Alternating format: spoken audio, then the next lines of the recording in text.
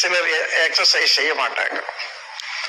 இப்போ இந்த உடற்பயிற்சி எவ்வளவு அவசியம் என்றதை சிந்திப்போம். இந்த உடல்ல எத்தனை விதமான உறுப்புகள் உள்ளன கவனிச்சு பாருங்க. இவைகளெல்லாம் யாரு மனிதனா செய்தது இல்லை, இயற்கையே வடிவமைத்து இதெல்லாம் செய்திருக்கிறது.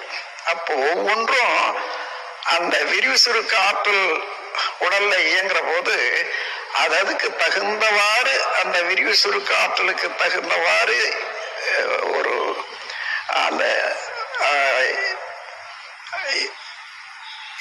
இலக்கமானதோ அல்லது கெட்டியாகவோ மசில்ஸை அதை வச்சுக்கிறதுக்கு, நம்முடைய சதையை வச்சுக்கிறதுக்கு இந்த எக்ஸசைஸ் தான் தேவையாக இருக்கிறது.